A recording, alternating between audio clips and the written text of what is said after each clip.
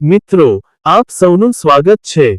આજે આપણે 13 માર્ચ 2025ના રોજ સરકાર દ્વારા કરવામાં આવેલી મહત્વપૂર્ણ જાહેરાત પર ચર્ચા કરીશું, જે જન્મ તારીખ સુધારાઓને લઈને છે।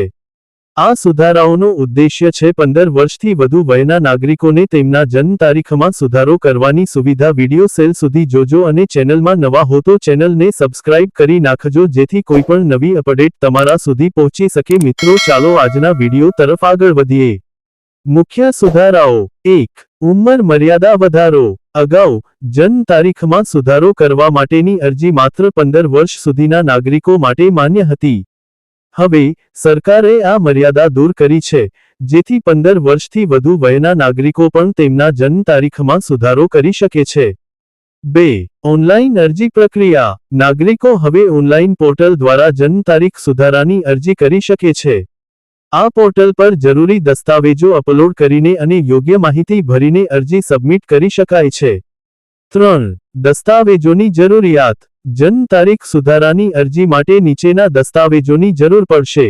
માન્ય ઓળખપત્ર જેમ કે આધાર કાર્ડ, પાસપોર્ટ, શાળાના પ્રમાણપત્રો અથવા અન્ય શૈક્ષણિક દસ્તાવેજો, હોસ્પિટલ અથવા જન્મ કેન્દ્ર દ્વારા આપવામાં આવેલ મૂળ જન્મ પ્રમાણપત્ર જો ઉપલબ્ધ હોય।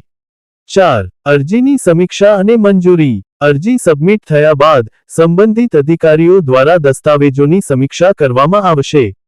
જો તમામ માહિતી અને દસ્તાવેજો યોગ્ય હોય, તો જન્મ તારીખ સુધારાની મંજૂરી આપવામાં આવશે। 5.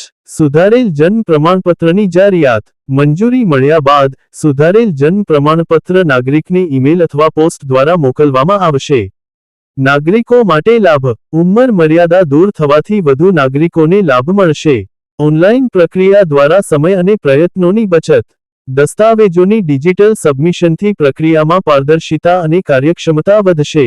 આ સુધારાઓ સાથે, સરકાર જન્મ તારીખ સુધારાની પ્રક્રિયાને વધુ સુવિધાજનક અને સર્વસમાવેશક બનાવવા માટે પ્રતિબદ્ધ છે।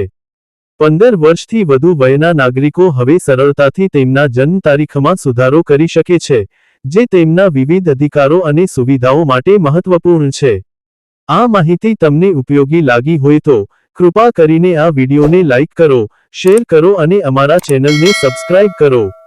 નીચે કમેન્ટ્સમાં તમારા પ્રશ્નો અને પ્રતિસાદ લખો। ધન્યવાદ।